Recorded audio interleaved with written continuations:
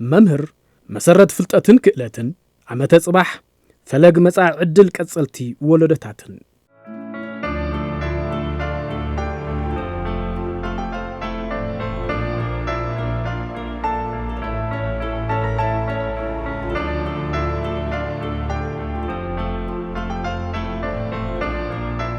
برع فيدل مس ورقه اواسيبو عمرو ህፃናት بقنيተ ፍልጠትን ቅርጸት ጽቡቕ ስነ ምግባርን ሃኒጹ ማህስተን ተማራመርትን መራሕትን ሃንደስትን ዘፍር እዩ መምህር ማለት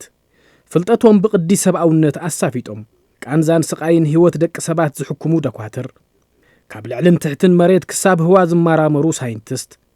በአመር ስርዓተ መንግስትን ፖለቲካን ዓዲ ዝመርሑ መራሕትን ካልኦት ምሁራትን መሰረቶም መምህር እዩ ኮታስ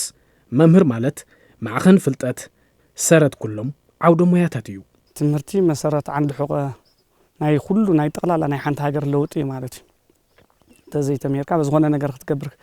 هاي تقلن كابز عبي سقع زناسه انجنيرات لفري حخايم لفري كل نجر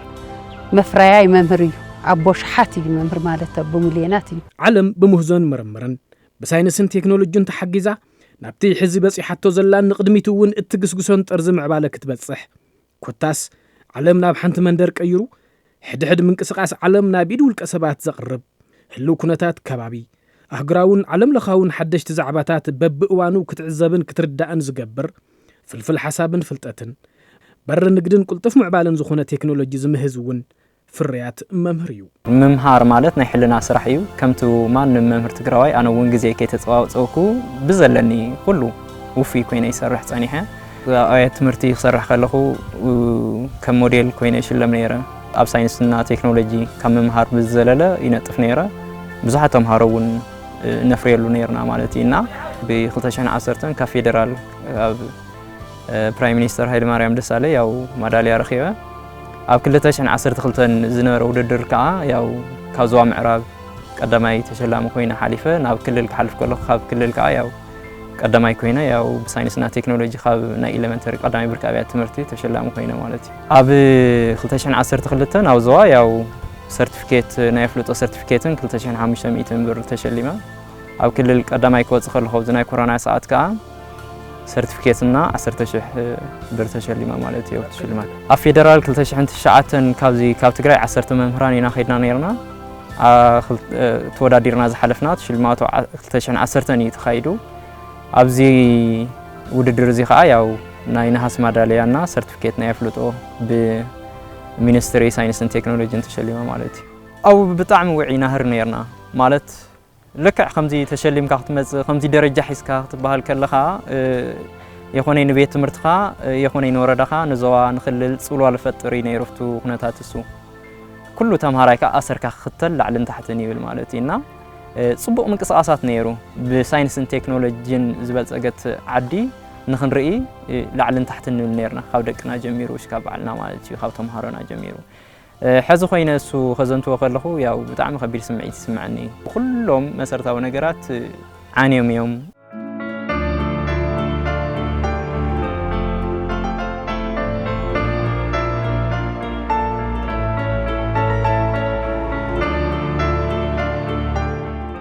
መምህር ስሩን መሐውርን ጽገን ፍረን ሓንተ ዓድዩ ወለዲ ደቆም ናብ ቤት ትምህርትን ተሰዱ ህፃናት ደፍተርን ብርዕን ሒዞም ፍልጠት እንትቀስሙ حرستاي يخون نجداي وزيد ساينسن تكنولوجين انت قامت منجستي مسارة المعاد زرقيحو كل مداي المعاتن معبالن انت صبا امنتهم اب ممهريو تقراي قدمص انت تاوكينات بصي حتى زنبرت برك معبالن تذكرون كل فرص امام ممهران تقراي كل علو نرخبو كافتم يا ممهر ناس فكر سوات حنتيه مالت ممهر طعم زمن يوم يايو مرايا يسلد نورني ممهراني مالتي نا ممهر مالت ناي حنت عدي سارتي ناي كلهم مياتات سارتي زيغل خلاه زغن يكون مويا بممهرنتي مسرته ممهريو تي سارت زو مالتي تفلتات خيلت ناي زغن يكون مويا خرخ وزخيل كم ممهري نا ممهر نعي مسرت حنت عدي زي قاتا تمهنات ناي حنت عدي لمعات بفلاي دما ناي حنت عدي لعلي ታይስ مخلو تخوين معباله خلو تخوينو استمهار زيغا يوساني استمهار زيغا زفر እንደገና خفتي مويا ممهرنتي ማለት زمويا زي مسرحي حقوسيه مخنياتو ممهر ማለት ናይ ኩሎም ሞያታት عندي مسرتي لذي ممهر كل ነገር እዩ حكيم እዩ دكتور እዩ مرح حاجر እዩ لذي زي بمهان خا نعيه دستا يسمعني ممهر بقالات نختገልጾ መቸም ከቢድ እንዲሁ ግን መምህር ንዓይ عند حقوق كله موياتات يتولكوس እዩኒ ዝኽብል ከለኹ ኩሎ موياتات ምንጩ ካብ መምህር እዮም ተፈልፊሎም ለወጹ ማለት እዩ ስለዚህ መምህር ድማ ኩሎ موياتات ካብ ዝፈልፊሎም ዶክተርስ ወሎ ፕሮፌሰር ወሎ ብዙሕ ኮታስ ኣብዛዓዲ አሎ ሰሃለ መራሒ ይኹን ምሁር ይኹን ተመራማሪ ዶክተር ይኹን በመምህር ተፈልፊሉ ልወጻይ ማለት እዩ ስለዚህ መምህር አንድ ሕቆ ኩሎም ሞያታት እዩ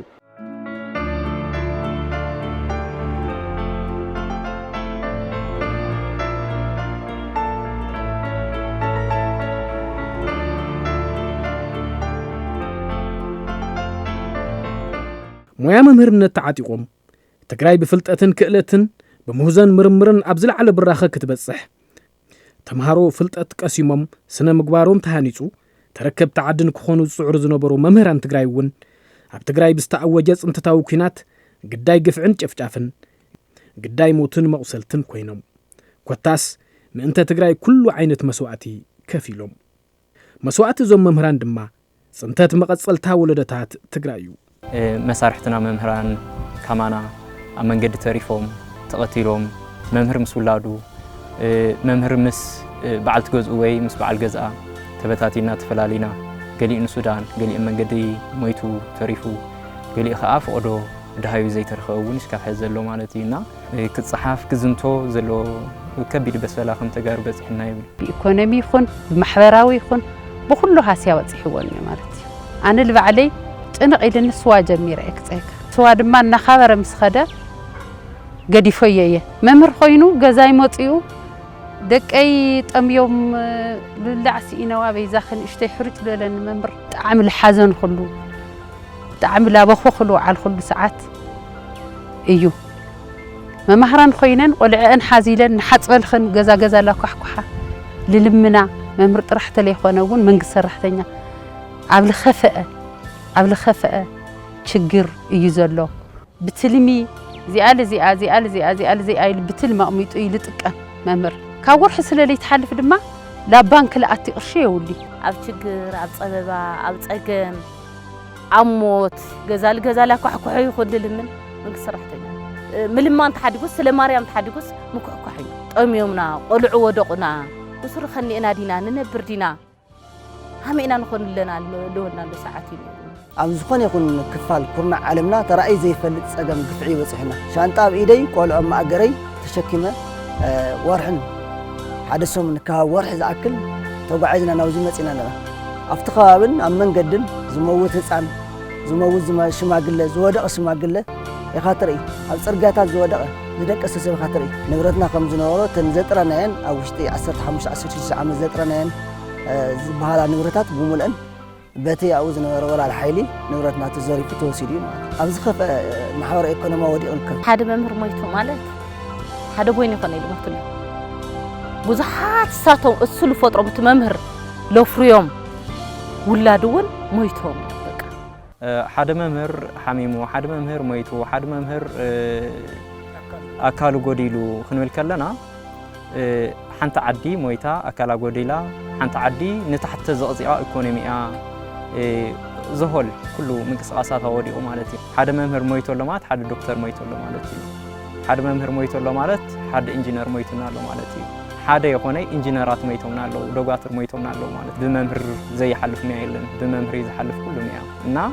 ناي حنت عدي عبيت مسرتا ممهرن تمهرتن اسكاب زخونه درس مالتي حميمهم لموت ممهران بزحات الفت الاف مويتو منانيو حدا ممهر مويتو مالت دما ناي هندي سب هيوت ناي هندي سب فلطت حيزو الموت الله صباح نغوس عدخ مورهم زغلو صباح نغو تمارامر تخون يغليم صباح نغو دكتور تخون يغليم بزي منم طرطر نولم زنا تمارو ህፃውንቲ ቆልዑ ምንም ዘይፈልጡ ብድሮን ክሞቱ ከለዉ ብድሮን ክድዱ ከለዉ ከቢድ መሳርያ ተወንጫፉ ክሞቱ ከለዉ ብጣዕሚ ናሓዝን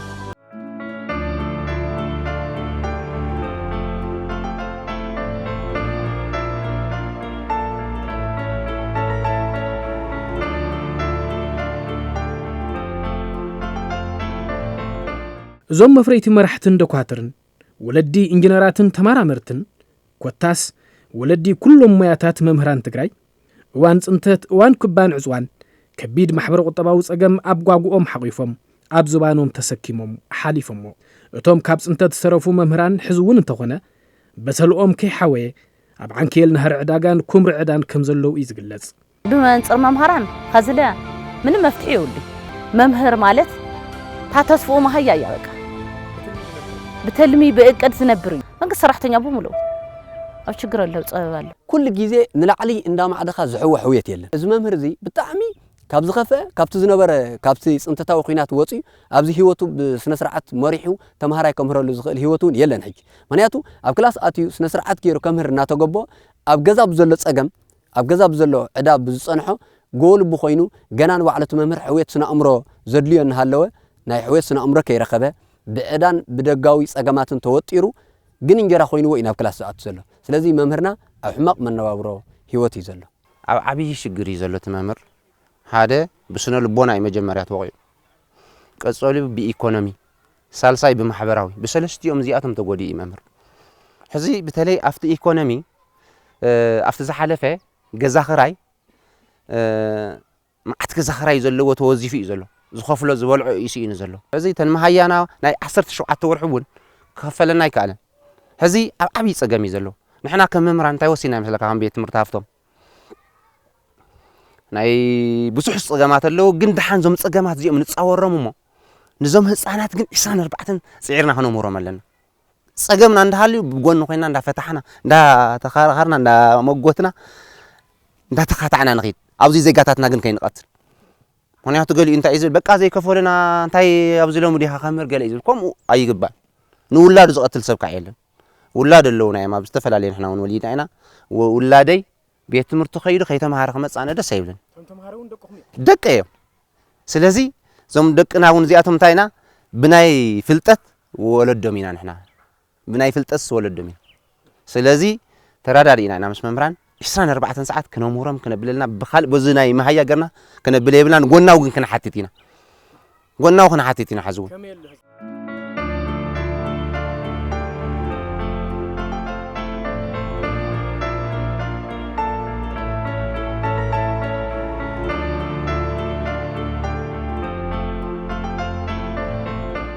ሞሳ መምህርነት በቃላት ዝግለጽ በገንዘብ ዝትመን እንተይኮነስ ከይዳዊ ዕግበት ሕብረተሰብ በተግባር ዝዕቅን ኣብ ህሊና ሕድሕድ ዜጋ ዝነብር ህያው ሕዛእ ተኣምሮ እዩ ስለዝኾነ እውን እዩ መምህራን ትግራይ ገበታ ጸገማት ተጻዊሮም ህፃናት ንልዕሊ 3 ዓመታት ዝሓለፎም ትምህርቲ ንምክሓሓስ ሰዓቶም ብትልሚ መሪሖም ዘምህሩ ዘለው ክብርን ሞሳን መምህራን ህንጸት ወለዶታት ምዃን እዩ ሕዚ ንሕና መምህራን ያው ንሰርሕ ኣለና ትንሰርሖ ዘለና ስራሕቲ ብመሃያ ወይ በኻልእ ጸጊምና ኣይኮናን ግን ዜጋታትና ክነምህር ኣለና ዋላ ጠሚና ተሸጊርና ክነምህር ኣለና ዝብል ኣቋም እዩ ዘለና ብኸምኢና ተራዳዲና ምስ መምህራን ትምህርቲ ሓውየሉ ማለት ማሕበረሰብ ሓውየሉ ማለት እኳ እዩ ካልእ ኩሉ ምክንያቱ መበገሲና ትምህርቲ ትዘይሃሉ ዝኾነ ነገር የለን ቁልፊ እዩ ጠቅላይ ሚኒስትር መለስ ዜናዊ ነበር ማለት እዩ ድኽነት ዝጠፍእስ ብናይ ትምህርቲ ጥይት እዩ ኢሎሞ ነይሩ ስለዚ ኩሉ መፍትሒስ ቁልፍስ ትምህርቲ እዩ ትምህርቲ ከይሓዝካ ናብ ዝኾነ ነገር ክብፅሕ ይከኣል ትምህርቲ ሕዚ መምህር ኣቦ ኩሎም ሞያታት እዩ ንሱ እዩ ዝፈጥሮም በዚ ተዘይሓሊፍካ ናብ ዝኾነ ነገር ይተኣቱ ትምህርቲስ ቁልፍ ናይ ኩሉ መፍትሒ እዩ ትምህርቲ ሓዊ ማለት ኩሉ ተፈቲሕልና ነበር ማለት ኩሎም ተሸለምቲ ቀዳሞት ኮይኖም ንፍዓት ተምሃሮ ጎዛት ዓዲ ዝቕይሩ ንባዕሎም ንስድሮኦም ዝቕይሩ ተምሃሮ ይደላነ ዳ ትምህርቲ ናይ ትግራይ ሓዊ ማለት ሕብረተሰብና ትግራይ ሓዊ ማለት እዩ ቀዳማይ ደረጃ ማለት እዩ ናይ ሕብረተሰብና ናይ ሓድሽ ወለዶ ወይ ከዓ ናይ ደቅና ሕውየት ማለት እዩ ትምህርቲ ቤት ሓዊ ማለት ትምህርቲ ቅድሚ ኩሉ ምምሃር እዩ ንሰብ ዝቕይሮ ንኸባቢ ዝቕይሮ ንኩሉ ነገር ዘይተማሃረ ኣካል እንተልዩ ዘይተማሃረ እንተልዩ ኣካልስ ዓድውን ክትቀየር ይትኽእል ናብ ልክዕ ስለዚ ክሓዊ ዝኽእል ምሁር ኣካል ክህልዎ ብፍላይ ምሁር ጥራሕ እውን ኣይኮነን مهولو مو زباقع تلوت تواداداري زخانه مس عالم كوادادر زخيل أكل كل لوا نمصاي تግራይ እውን ዓብይ ዕድል ኮይኖም ናብ ብራኸ خسግርዋ ዝኽእሉ ተወዳደርቲ ዝኾኑ ተማሃሮ ንምህናጽ ዓብይ ዕድል ይህበና እዩ ብኦቢልና ከም ማሕበረሰብ እውን ያው ክንልወጥ ተስፋ ኣለና ምክንያቱ ዝኾነ ይኹን ዓዲ ካብ ትምህርቲ ወጻኢ ዘምጽኦ ለውጥ ኩሉ ይኽእልን እንዳህሊ እውን ግዝያዊ ይኸውን ዝኽእል መሰረት ክሕዝ ዝኽእል ስለ ዘይኮነ ሎሚ ኣብ ዝበረኸ ኢኮኖሚ ዘለዋ ኣብ ዓለምና ዘለዋ ሃገራት መብዛሕተን ኩለን ኣብ ትምህርቲ ዝሰርሖ ስራሕ ምዃኑ ይፍለጥ እዩ ስለዚ ንሕና እውን ከምዚ ዝበለ ተስፋ ንኽህልወና ንቐጻሊ ዓድና ናብ ዝለዓለ ብርኪ ምዕባለ ንኽተኣቱ መነባብሮ ሕብረተሰብና ንኽልወጥ እንድሕር ኮይኑ ብሳይንስን ቴክኖሎጂን ዝተዓጠቐ ወለዶ ምፍጣር ስለ ዘድልየና ዓብይ ዕድል ዓብይ ተስፋን እዩ ዘለዎ ሕብረተሰብ እውን ትግራይ በቲ ዝበፅሐና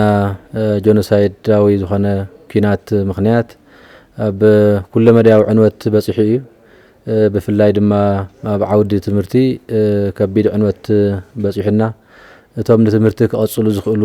4 መሰረታዊ ጉዳያት ዝበሃሉ ስፍሓትን ጥልቀትን ዘለዎ ጉዳት በፂሕዎ እዩ ካብቶም ጉዳት ዝበፅሖም ዓውድታት ትምህርቲ ዓንዲ ሕቆ ትምህርቲ ዝበሃል ሓደ ሓይሊ ሰብና እዩ ብሓይሊ ሰብና ብቁጽሩ ይኹን بسنا لبونو يخون بإيكونومي وعقمتاتو يخون ناي ممهار عقمتاتون أكاديمية وبقعتاتون خقود بزخل ملكعيتو كينات بحيل سبنا بسلا حدير زلو بخال أي زعنوات ومسارة اللمعات تمرتئيو تسال ساي سرعات تمرتنا 5 سرعات تمرتئيو تراو عيون تمحدرات تمرتي نولون بقولك عخبيد ጉዳት በጽሕዎ እዩ እዚ ኩሉ ጸገም ተጻዊሮም መምህራንን አመራርሓ ትምህርትን ትግራይ ትምህርትን ክጅምር ዝገበርዎ ጻዕሪ ኣሎ በቲ ጻዕሪ ንሱ እውን ከባቢ 1.3 ሚልዮን ዝኸውን ተማሃራይ ናብ ማኣዲ ትምህርቲ ተመሊሱ ኣብ ከይዲ ምምሃር ምስትምሃርዮም ዝርከቡ ስለዚ ካብ ጸገም እዚ ካብቲ ቅድም ዝገለጽክዎም ጸገማት ክንወጽእ እንድሕር ደኣ ኮይና ብዘይካ ናይ መምህራን ተሳትፎን ናይ አመራርሓ ትምህርትን ተሳትፎን ዝፍታሕ ስለ ዘይኮነ መምህራን ትግራይ እውን ዘመናዊ ትምህርቲ ናብ ትግራይ ካብ ዝተኣታቶ ጀሚሩ በብግዚኡ ዝተረኸቡ ውጽኢታት መምህራን ዘይትካእ ግደ ተጻዊቶም እዮም ሕዚ እውን ካብዙ ጀኖሳይዳዊ ኩናት ዘውፅሕልና ዕንወት ንኽንወፅእ ኣብ ዝግበር ዘሎ ርብርብ እውን ምናልባት ናይ መምህርነት ግዴታኦም ጥራሕ ስለ ዝኾኖም እንተይኮነስ ብቐንዱ ካብ ጸገም እዚ ክንወፅእ ብትምህርትን እዩ ትምህርቲ ድማ መሰረት ኩለ መዳያዊ ሕውየትናን ምርጋጽ ብሄራዊ ረብሓናን ምዃኑ ኣሚኖም ኣካልቲ ብሄራዊ ቃልሲ ገይሮም ኣካልቲ ብሄራዊ ተጋድሎ ገይሮም ከም ሓደ መምህር ከሰርሕ ዝኽእል ኩሉ ነገር ከይተማልአሎም ናይ ባዕሎም ጸገማት ተጻዊሮም ጸገም ማሕበረሰብ ብትምህርቲ ክፈትሑ ዝጋደሉ ዘለው ተጋደልቲ እዮም ብሄራዊ ተጋደልቲ እዮም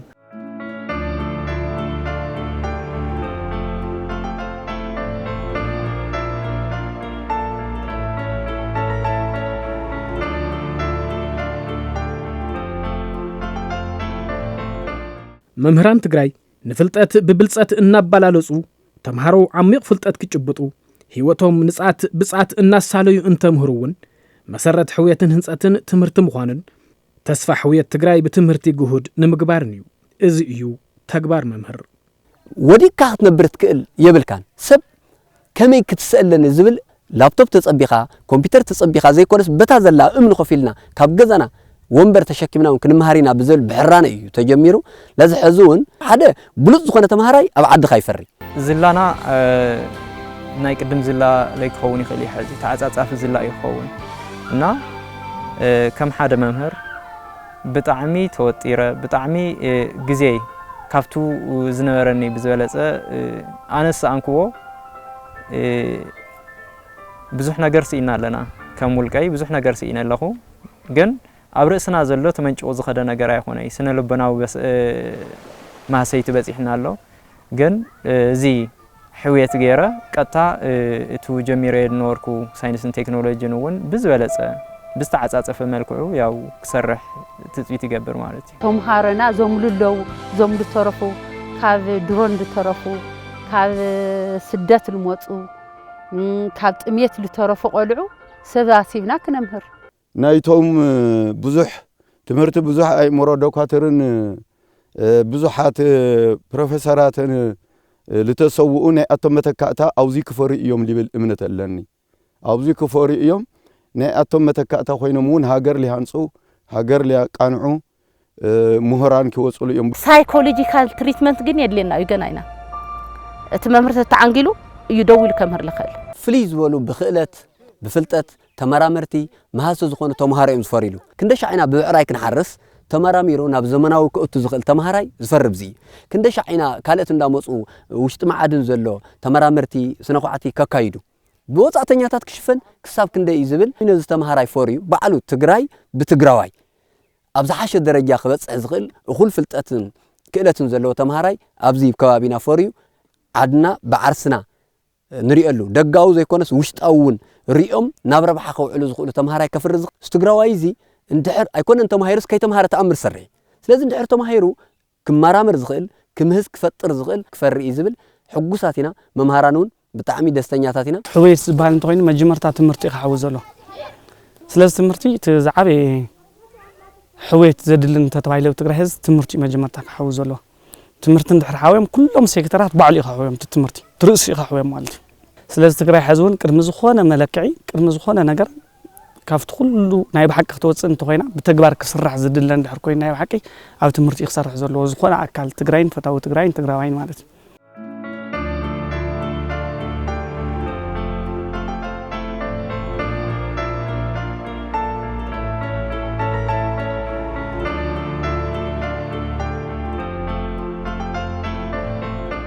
መምህራን ትግራይ ብትምህርቲ ዳግማይ ንምህናጽ ዓጸባ ጸገም ሒዞም ጎን ስርሖም وزف ما هي 17 وارح كخفلومن مسارتاوي ጸገማቶም ክፍትሐሎምን ሕቶኦም ይቅጽሉሉ ጸገማት መምህራን ተፈትሑ ማለት ጸገም ትግራይ ምቅላል እዩሞ መንግስቲ ክብርን ሞሳን መምህራን ኣብ ግምት እትዩ ህጹጽ ፍታሕ ክህበሉ ጻውዒት መምህራን ትግራይ ኮይነሎ ደቅና ሕዝውን ተምሃሮና ሕዝውን ተበቲኖም እዮም ዘለው ኣብ ዘይተደለየ ቦታ ይውዕልለው መምህራን ተበቲኖም እዮም ዘለው ላሕሚ ፍርቂ ጎና ይሰብሕን ሰላም ተተዋሂሉ ሰላም ክኸውን ትጽቢት ንገብር ነርና ብመረበትና ዝነበረ ዘዋ ምዕራብ ዓርሱ ኣብኢድ ጸላኢ ዘሎና ደሞዝና ካብ ኢድና ኣፊ ጸኒሑ ዝዕቆር ገንዘብ ኣይነበረናን እና ልክዕ መንግስቲ ዝይርዩ ሰላም ገይሩ እቲ ደሞዝ እውን ንኽልቃ የትጽቢት ዝገብር ማለት እዩ ዓጸባስ ከዚኣ ብኢሳትና ንያቅ ይመውተሎ እዩ መምህር ስቲል ይሞትሎ እዩ ከዚ እውን ይሞትሎ እዩ ብጥምየት ማለት እዩ ሓደ እቲ ዘይተኸፈለ መሃዩ ክኽፈለ ክኽእል ኣለዎ ካልኣይ እውን ትዕዳ ባዕሉ ዋላት ዋና ዓይን ዋና ጥራሕ ክኸፍል ትዕዳ ተሰሪዝሉ ዋና ጥራሕ ናብተን ዝተለቅሐለን ትካላት ኣታውን ተዝገብር እውን ትዝሓሸ እዩ ጽቡቕ ስነ ኣእምሮ ዘለዎ ጽቡቕ ህይወት ዘለዎ መምህር ምስ ፈጠርካ ኢኻ ጽቡቕ ህይወት ዘለዎ ተምሃራይ ዝፈጠር ህይወት ዘለዎ ተምሃራይ ተተፈጢሩ ድማ ጽቡቕ ተረካቢ ዓዲ ይኸውን ለዚ መንግስቲ ነዚ ትኹረት ሂቡ ብፍላይ ኣብ መምሃራን ዘለዎም ዕዳ ንኽኸፍሉ እቲ ዕዳ ካብ ወለድ ነፃ ክኸውን ዘይተኸፈልዎ ዘለዉ ናይ 17 ወርሒ መሃያውን ተኸፊሉ ዝሓሸ ናብራ ንኽነብሩ ትኹረት ክበሉ ኣለዎ ክብል የደሊ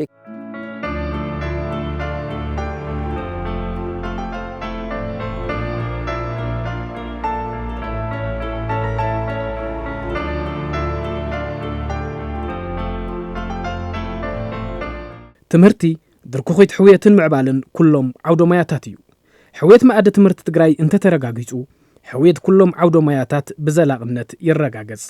ኣብ ዝለዓለ ጠርዚ ብራኸ ዘለዎ ሃገራት እንትርኡውን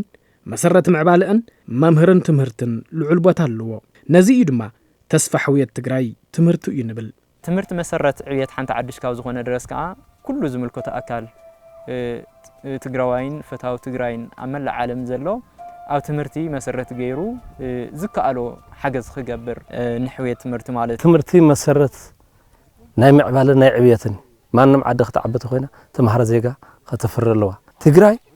ካብ ዝኣትያቶ ዘላ ድኽነትን ዕንወትን ብዝለዓለ ዝሓፀረ እዋን መቐየሮን ሕውየትን ክንገብር እዚ ኣካል ናይ ሕውየትና ለውጢ ኣብ ዝሓፀረ እዋን ግን ተጋሩ بوحد قرشي بزح تأمر كلنا تصادفوا تجرنا تأمر كنسرح ناس بلالن كلنا مصاعينا نمتطاح ولدو خاب دخنات الموصا هافت زلو عاقم زلو مهر زلو تግራይ ንምፍጣር ዝግበር ራእን መሰረትን ስለ ዝኾነ بقليل زرق يكون تجري مقيار سرح سلا زغنا تجري تقير تخوينا ما تمهر حساب كلونا الله كبر دكتور زرو جبر ليبانوس امباسادر تمرت تجري قدم حزي تمرتي تجري نخحوي كاب كل تشحن 15 جميرهم بزحات سراحتي እንዳሰርحوا مصياميم شمونت زخونو خالأي بركي أبيات تمرتي قال لي أنت وجينا نسرح الجمرة قال لي أنك عب كيد هنسات زلوا أبيات تمرت الله أمجبنا تمهرو يخون ناوت تمرت من ملا يخون خالد أبيات تمرتون سجانا نخجبر لنا بزح سراحتي عند سرحوا مسيم منجس تجرايون زي أب تمرت زجور وزلوا أبركتو مسرت بمجبر أمباسادر تمرت تجراي زبل معارج هيبواميو قلنا نحن ترى حيكوننا عالم ون كم عالم أب تمرتي يجورون زلوا سعري نايكبر دكتوريت بمهاب خالقتنا يفلتو شلماتات بمهاب بهاجر بركون أب تجراي يجور وزلوا تمرتنا محوايز يجور وزلوا سعري بزحت شلماتاتن أفلتاتن تواهي وامي سلازي نزي زغورو زلو بطعمي نمسجن تسفا ابزير كب كنتات خوينا دتمهارو تግራይ تسفا سلازخوننا منالبات ون تግራይ ابليصا سلازغلغلتهم حليفي سلازهابتهم انت يكونس ابليصا من حليفا من عدو من حزبو من سلازفتو بزوريا تمرتن زغورو زلو صعري لقسان بطعم اندا مسجنا تجارته خوينا قدميا هبنا اب تمرت انتي كنسرح لنا لي تمهاره سب انت حزكا ياو صلمات هيوت منبر مخانيو تمرتنا كل برهان مسرت سلازخونه لي تمهاره منهم قبر سلازيغل لو كل عينت فلطت لو كل عينت مواصاص لو كل عينت منقد خمر حكا زخل تمرتن سلازخونه سلازي قدمنا نسرحو زغبنا على تمرتن ايو توانو ناتنا كم نورزورن ستار هوتيل يو تا اغريمنت زوسدو كافتا زرخبا كافتا زلاتو جن فلطت بتمرتي كم بيزيتن سغور بنسرح لنا جن نورزورن ستار دمو لزه ابيات تمرتن هانصو زلنا تمهراي كفور يليو جن ممهرت زيول ترغم يولن هنصا وينو لوط يمصن هنصا وينو ወይ ግንባታ ወይኑ ፍልጠት የምጽን እቲ ፍልጠት አሁን ፈትፊት ለخل ስለለ መምህር ደኸመን ጸገመን ተይበለ አብ ሽግር ሰዓት አብ እዋን ጦርነት ብዘይ ምንም ሽግር ደሞዝ ተይተኸፈሎ ትራንስፖርት ተይተኸፈሎ አው እዋን ኩናት ፍልጠት መሰረት ይሉ ለይትን ቀትርን ልጻርሎ መምህራን ቀዳምነት ብዙሕ ዋላ እንተ ዘይኮነ በዓቅምና ክብር ክንዎም ይግበአና ካምባል ወሰና ኢና ለግዚኡ لكل ممهر تجراي كشلم يجبو كبارات يجبو كدقف يجبو لمنتاي منتي برهان هيوتنا للصباح برهان اللي هبس لزخونه ممهر مالت برهان سلازخونه سلازي كم نورزور ستار هوتيل بزخولو نغزيو ل210 شوعتن زخون ممهران بزخولو نشتي افلطو شلماتن نهابل قصل بزبل حساب سلتجبر ايو بزو يغاطام ور بزح اكالاتن بزح ناي منغست اكالن بزح ገለልተኛተን بزح سبحفتن بزح نغاداينون زتوغسو زيوسيدو ممهران تزي سريحنا ابيات تمرت لي سريحنا فلطتن لوط المعبال خنمص سلا زي نخيل ناي فلطتنا مسوسو زخونه عند حق زخونه ممهر برهان هيوتنا زبنا ممر دمو لؤون لمبرتاعن تقداسنتن غيرنا بنخل عقمي عبيتنا استه يكوننا ممهرنا تحاجزنا ممهرنا تباراتعنا ملؤ لابندوليو ناي لمعاتن فلطتن يكون من كنقير سلا نخيل قدامنت لممهرنا خاونه بارات عيوم بزبل انفت وسيرنا اينا سلازي بيعمتو كل غزي لممهرنا ل210 شوعتن ممهران لغزيو توسنا ناي دغافنا غبرنا مبارات اوقنا نهبنا منشا خوينو لقصال غنا سفح لخدول منغدي لمفتار علمنا اينا زي انسرح زلنامو كل محبرسب دمو بتلي افلطت مسرت كيدرادر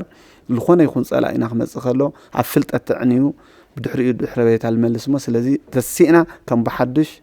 فلطتن عم ممهرانن تمهرتن مسرت غرنا نسرح حويت تግራይ بحق نفسه وكف دق تግራይ اب تمهرتن مويا ممهرنتن يدرخ نزي دما كل زملكته نممهران قبق كبرن موسان هيبو أب معقاب كبرن حويتن ممهرانن ما أد تمرتن إيدا إدكا كبلن باور أدما منجستي نممهران تقراي لعلق ولا حتهيبو عصبة ما يقوم كبر رخن ساقاماتهم كفت حلو مني قبع كبر ممهران كبري حد زي قايو سلسخني لكل سب أستنتنا حاسيو بوليتيكيان ولا منجست زخون عينة محاور أو تمرت مجمرتان نرى بعرف الصح على فيها أو زي حلف جن موائلنا معك إنفست تقبر كل كلها زي حلف تاريخها سريت كات حلف لها مالتي كمود سب تفطر تعبي تموتها تاريخ جن أي موت يغطس لي مالتي سلازي كم نجاري محور سوون أمناي تمرت تاريخ زلع على رول أنت تتعودو بزلع على إيكونومي سورس سلاز حتى تزول إيزي مهرنا من نجاري فوكس قبل زلوا كم موديل ون كبر دكتور مجابي علاف زرق وزجورو أو تمرت زجورو فوكس كوزجون كأن خلالوتي نجاري محور سمالتي يحلفيو هنس أنا يقول كخاز وانا خلوا كخلوا أبي فوري كون كلوا كخلوا دك خاز هتخاف في لهم يوم كتفو زغنا تاريخ زي قصلوني خلي أو كم زيوم عينة كالات كتصلت زغنا نهزبين عدني نبعلها ندك خراب حزلوه إنفست مقبر بفلايك عهزي وسان ساعة سلزغنا نهزب تجراي نمن سين تمارون هز أو أنت تجراي وسان تجيزي سلزغنات حز تجراي كتنس توهينا أنا بصراحة وبقول كي بزجوي خوازي غناس حاور أولوت بزمسي حاور أولوت بزمسي قعدت تمرت نقول أنا تعرفونا صرحوا فابريكا ولا صرحوا زغنا يكون عينة إنفستمنت مهور تزي مريح واخد طفيات تكاليون سلازم مهور كعبنت توهينا أنا إذا تكالي أخذ الناس كتكللوا تمرتي ناي كل مسرت سلازخونه فلطات ناي كل مسرت سلازخونه خلت ناي كل مسرت سلازخونه ايو ابز عمد حق ناي مهلاون زي مهلاون ጉዳይ ዝኾነ ፍልጠት ድማ ዋና ጉዳይ መምህር ኣሎ ስለዚ ህንጻ ስለዚ ሃነጽካ ላብራቶሪ ኣቑሑት ስለዘማልእኻ ኮምፒውተራት ስለዘማልእኻ መጽሓፍቲ ጽቡቕ መጽሓፍ ስለዘጋጀኻ ጥራሕ ጽሬት ዘለዎ ትምህርቲ ወለዶ በአግባቡ ይህነጽ ማለት አይኮነን ተቀንዲ ተዓምዲ መምህር ስለዝኾነ ስለዚ እዚ መሰረት ገይሮም ን217 ዝኾኑ መምህራን አመራርሓ አብያተ ትምህርትን ትካላትን ንምሽላም ንምብርትታዕ አፍልጦ ንምሃብ ከምኡ ዝበለ ወርቃዊ ሓሳብ ስለዘቕረቡ بشوم ህፃናት ትግራይ بشوم ማሕበረሰብ ትምህርቲ ትግራይ ዝለዓለ ምስጋናን አድናቆትን ክነቅርብ ንፈቱ ካልኦት ሰብ ሃፍቲ ትግራይ እውን ማሕበረሰብና እውን ከም ማሕበረሰብ ኣብዚ ኣብ ትምህርቲ ዝኽእሎ ኩሉ ክሰርሕ በዚ አጋጣሚ ጻውዒት ነቅርብ ስለዚ ኩሉ በብዘለዎ በብዓቕሙ በብዝኽእሎ حاجز تجيرو دقاف تجيرو ناي كلها حاجز تأخي ويو كلوت زخيل مو حزون دقيمة أسر كبر دكتور زرو قبل ليوانس كل محاورة سب ختل كل بعد هفتي ختلو بزيجات أمي بشوف مسألة تجراي بشوف محاورة سب تمر تجراي ساوعتي دقيمة قرب يدلي زي شلمات عندي بتزجلس أو علامة زجبرو أب مويا ممهرانن ممهرنتن زجبؤ محور سبنا زجبؤ خبرون كهبو زجبؤ أفلتون كهبو زجبؤ رجافون نخبو زعلم أي ممهران أنت نشلم بقبلنا تعالى صنعتنا نشلم زلنا بقبلنا تعالى تمرتنا نرجف زلنا مو لازم محور سبنا مويا ممهرنتن ممهرانن زجبؤم كبر خبام زجبؤم مفلط خبام زجبؤم دقافون خجبر اللهم نملع على زعلم شلماتي إذا شلمات زي ياو بينهم زود وقخون يجبان كالوت أكلاتون قصرون كسفح عينات شلماتون كسفح سلازي أوزيون حاجز نهجورو تفلالي تكالات تفلالي سوحفتي بزي قط أم حزون دقي مساوعتي يقرب تلفزيون تجرايون كم حدا ناي حزبي تكال تمرت خعا حدا وانا ناي حزبي إيشو ناي حزبي أجندا سلازخونه زم صراحة زياتهم بزولة ناي حزبي ንኸወጽሑ ብዝበለጸ መምሃራይ ኮይኖም ንኸሓልፉ ብዝበለጸ ካልኦት መምህራን እውን ሎም ዓመት የተሸለሙ ቀጻሊ ዓመት ንኸሸለሙ ናይ ምውዳር መንፈስ ብዝፈጥር ናይ ሚድያ ስራሕቲ እውን ንኽሰርሕ ኣብ ጎንና ኣሎ ስለዚ ሕዚ እውን ብሹም ማሕበረሰብ ትምህርቲ ንቴሌቪዥን ትግራይ እስካዕ ሕዚ እውን ዝገብሮ ዝጸንሐ ዕንወትና ሽግርና ምቅላሕ ተፈላለዩ ገበርቲ ሰናይ ትካላት ኣብ ትምህርቲ ዝገብርዎ ዘለው ሓገዝ ንኻልኦት እውን ናይ ምልዕዓል መንፈስ ብዝፈጥር እናሰርሕዎ ዝጸንሑ ስራሕቲ ብጣዕሚ ነመስግን ኣብዚ እውን ኣካል ናይዚ ናይ ሽልማት ኮይኖም ከም ትካል እውን ስለ ዝተሓወሱ ክብረ ኣለና ከም ትግራይ ቴሌቪዥን ኣብዚ ኤርያ እዚ ክንሳተፍ ከለና ሓደ ከም ትካል ብዝላዕለ ትኩረት ንሰርሐሉ ዘፈር ናይ ትምህርቲ ዘፈር ስሩዕ ዓምዲ ኣለና ዘይቋረጽ ካልኦት ነገራት እንትዕጸፉ ዘይዕጸፍ ተጣያሽና ልዕላማውን ከምኦም ዝበሉ ኣብቲ ህዝቢ ዝሓሸ ክሳይ ከምፁ ዝኽእሉ ዛዕባታት እናመረጽና ስለ ንሰርሕ ንዝሓለፉ ዓመታት እውን ኣብ ትምህርቲ ዓበይቲ ስራሕቲ እናስራሕና መፂና ኢና ብቐጻሊ ዝሓዝናዮም ዕማማት ንሱ ምዃኑ እዩ ዘመላኽት ንዕኡ መጠናኸሪ ጌርና ኢና ንወስዶ ተሕጂ ምስ ቢሮ ትምህርትን ምስ ክቡር ዶክተር ዘርኡ ገብረ ዮሃንስ ኖርዘርን ስታር ሆቴል ዝካየድ ዘሎ ስምምዕነት ማለት እዩ እዚ እንትንገብር ነዚ ሽልማት እዚ ብዝሓሸ ደረጃ ኣብ ዝሓሸ ኩነታት ንኽበጽሕ ዘኽእል ተመክሮ ኣለና ከም ትካል ኣብ ትግራይ ነዊሕ ዝገበረ ብናይ ብሮድካስት ፈነወ ዝሓሸ ልምዲ እውን ዘለዎ በኳር እውን ኢልካ ክወሰድ ዝከኣል ናይ ቴሌቪዥን ፈነወ ትግራይ ቴሌቪዥን እዩ ንዕኡ ክኸውን ዝኽእል ቀዲሙ ዘጥረዮም ዓቕምታት ኣለዉ እሱ ጥራሕ ዘይኮነስ ብ3-4 ፕላትፎርምስ እውን እዩ ናብ ህዝቢ ዝበጽሕ በቶም ዝበጽሐሎም ፕላትፎርምስ እውን ዘለዎ ተበጻሕነት ዝለዓለ እዩ ሕዚ ናይ ሜንስትሪም ሚድያ ከም ዘለዎ ኮይኑ ኣብ ማሕበራዊ ሚድያ ኣብ ሬድዮ ዘለዎ ውድድር እውን ቀሊል ኣይኮነን ብዙሕ ኦዲየንስ እውን ናብኡ ሽፍት እናገበረ ዝኸደሉ ዕድል ከም ዘሎ ምርኣይ ይከኣል እዩ ማለት ለዚ በኣቶም እውን ዝሓሸ ተበጻሕነት ኣለና ኢልና እንወስድ እቶም ናይ ማሕበራዊ ሚድያ ኣክሰስ ዘለዎም ኣካላት ክረኽቡና ዝኽእሉ ዕድል ስፍሕ ዝበለ ምዃኑ የርእየና ማለት ካብቲ ቁጥራዊ መረዳእታና እውን ከም ንርድኦ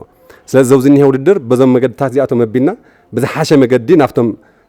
ታርጌት ኦዲየንስ ናይ ምብጻሕ ዕድል ዝሓሸ ርሕቐት ክንከይድ ስለ ዝኽእል እዚ ከም ሓደ ዕድል ጌርና ንወስዶ ተኻላይ ትግራይ ቴሌቪዥን ናይ ነዊሕ ርሕቐትን ናይ ኤፍኤም ሬድዮን ውናን እዩ